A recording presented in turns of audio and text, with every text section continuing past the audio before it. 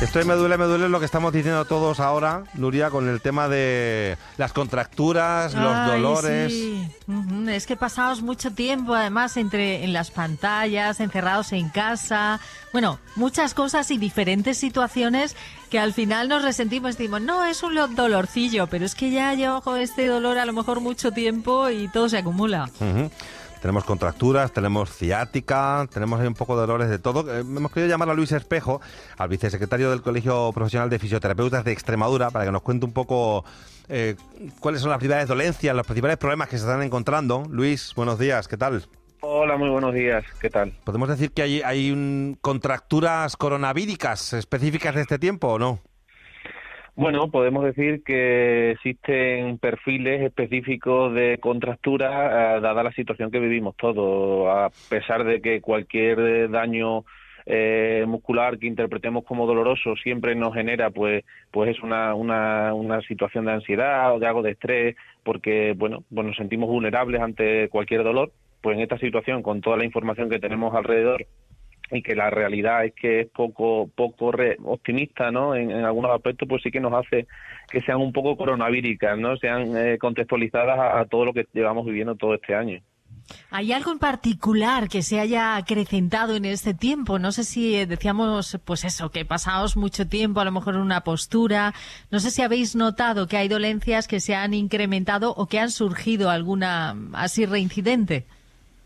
Pues sí, hemos visto que el fondo de lo que es el problema que el paciente refiere, que como puede ser pues una sobrecarga muscular, un dolor cervical o a lo mejor una ciática, ¿no? Las famosas ciáticas no son tanto lo que se desprende de la propia lesión, es decir, de la estructura, de la contractura o del daño en el músculo, en el nervio, sino que también está asociado a un componente afectivo emocional importante que hace que el paciente, la persona que la padece, pues genere una serie de creencias que están a lo mejor en algunos casos distantes a lo que realmente le ocurre, pero sí que se agravan y se intensifican, y todo tiene que ver, como digo, por el contexto en el que nos encontramos.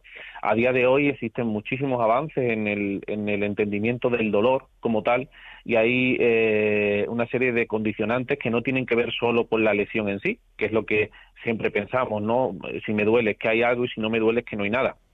Pero la realidad es que hay otra serie de factores, como digo, que tienen que ver con el componente afectivo, que creo que en estos momentos, haya dolor o no haya dolor, todos estamos un poquito pues sensibles en ese sentido, y hace que muchas veces pues se nos genere una serie de creencias que indudablemente incrementan las papeletas para que padezcamos un dolor que persista en el tiempo, ¿no? Que no se resuelva en el momento, sino que persista en el tiempo. Y todo tiene que ver con eso, con toda la pandemia que vivimos y que hace que estemos más susceptibles a exagerar o a incrementar, más que a exagerar, a magnificar pues esos pequeños o esas molestias que nos pueden surgir por el sedentarismo y de estar tanto tiempo sin hacer nuestra vida, ¿no?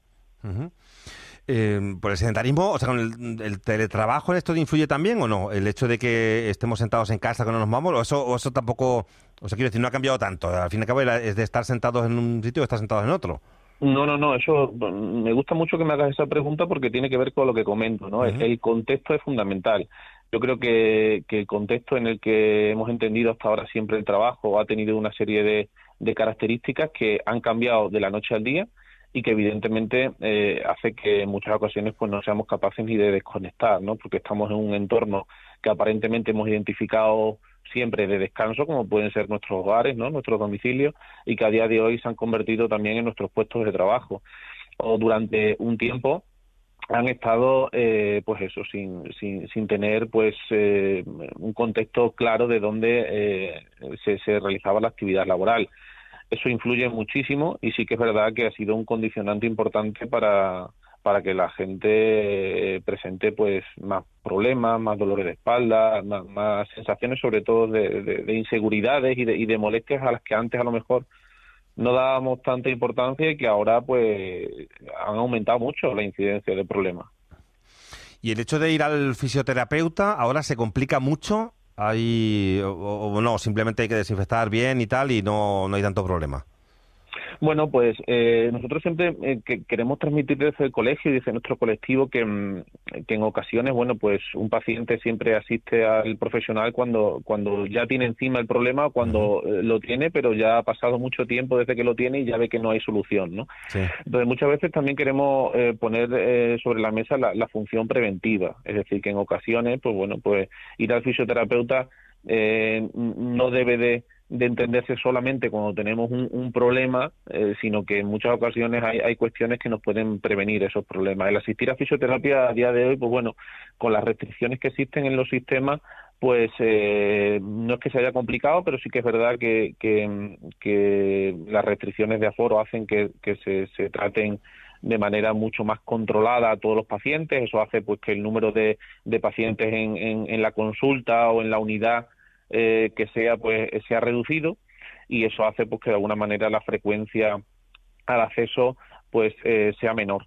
Pero para nada, yo creo que a día de hoy los fisioterapeutas, sobre todo los de a pie, los que siempre llamamos, ¿no?, fisioterapeutas de cabecera, que son los que tienen sus consultas en todas nuestras localidades o en los pueblos y tal, y estamos, ¿no?, ejerciendo una labor muchas veces preventiva en eso, en intentar que los sistemas públicos de salud no se saturen, y para eso se hacen muchas valoraciones y screening basadas en eso, en intentar descartar problemas mayores que hacen que tengamos también en esa prevención, como digo, en esa labor de orientar al paciente, pues una labor creo que muy importante. Uh-huh. Total, que la recomendación sería que no nos acordemos de Santa Bárbara solo cuando truena, que eso es muy español, ¿no? Exactamente. Sí. Aquí cuando ya sobre llevamos todo un rato... porque, bueno, lo vemos además en todo, que muchas veces patologías que parecen pues leves o nos parecen leves de entrada, pues se agravan si lo vamos dejando, y en este campo no es distinto, como nos está diciendo ahora Luis. Sería esa, yo no sé si establecer de forma periódica gente que sea propensa directamente a contracturas o a problemas relacionados con esto, que establezca la visita de forma periódica, ¿no? O sea, que no sea, venga, voy un día y ya me arreglan, porque tampoco, en fin, tampoco vaya el mago Merlín con la varita mágica, ¿no? Exactamente, eso realmente no existe, ¿no? Y si alguien comenta que en cuestión de minutos o en una sesión son capaces de resolver un problema que se arrastra durante mucho tiempo, pues seguramente lo que tienen que hacer es dudar, ¿no?, y desconfiar de esas personas que se trasladan o que se publicitan de esa manera. La realidad es que aquí en España concretamente tenemos unos factores o unas condiciones culturales que están perfectamente estudiadas y que se han comparado con el resto de Europa y del mundo incluso, y somos un país que de por sí pues tenemos niveles altos de incertidumbre, niveles altos de que, bueno, lo voy dejando, o bueno, no creo que sea necesario, o que en el momento en el que se me hace, por lo que decimos, no un diagnóstico, pues siempre el diagnóstico suele ser tardío, y eso hace pues que evidentemente el tratamiento que se reciba de cualquier especialidad, no solo de fisioterapia, pues se retrase mucho en el tiempo, y hace que evidentemente después se generen secuelas y ciertas cronicidades que se podrían resolver simplemente manteniendo niveles de bienestar durante todo el tiempo. Pero ya os digo, fuera del foco de lo que viene siendo pues un contexto únicamente pues clínico, ¿no? Es decir, tengo un problema grande y ya no tengo más y necesito un diagnóstico, y ese diagnóstico se retrasa en el tiempo y evidentemente no le pongo solución hasta que no lo tenga. Sabemos a día de hoy, en España concretamente, bueno, pues si quiere que le dé un dato, pues estamos aproximadamente en lo que es el sistema de salud en una media de 2 años, ¿vale?, para la obtención de un diagnóstico, que parece que necesitamos siempre una palabra que nos diga lo que tiene, ¿no? Y en ese sentido, pues bueno, si le estoy hablando de 2 años, imagínense ustedes para recibir el tratamiento adecuado a ese diagnóstico y por tanto para lograr las evoluciones. Por eso creemos que tenemos que invertir un poco el sistema hacia la prevención y hacia sobre todo la sostenibilidad del sistema, y para eso implica que nuestros pacientes y nuestra sociedad no se cronifique. Uh-huh. Pues fíjate, más de 2 años, me parece una barbaridad de tiempo, ¿eh? Pensaba que pues no haría falta tanto. Me has dejado un poco sorprendido con el dato. Estamos hablando de datos generales, en Sí. España. Son los últimos que han salido. y esos datos evidentemente generan muchísima incertidumbre, ¿no? Sí, sí. Lo que veo es que al final, entre un día y otro, estamos comentando, Luis, la cantidad de complicaciones que nos pueden venir durante la pandemia y vemos que, por un lado, psicológicos, por otro lado, contracturas, físicos, desequilibrios emocionales, en fin.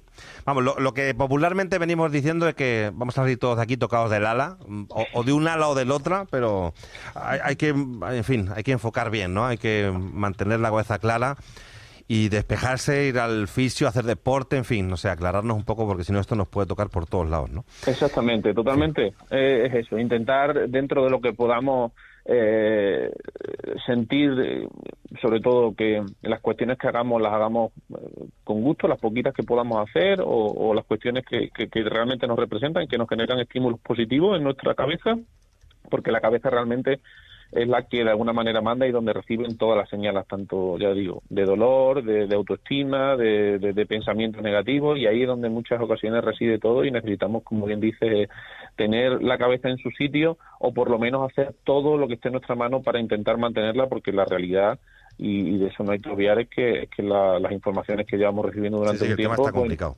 Pues, en fin, Luis Espejo, vicesecretario del Colegio Profesional de Fisioterapeutas de Extremadura, gracias por atendernos. Un saludo. Pues nada, un saludo a vuestra disposición. Hasta luego. Buen día.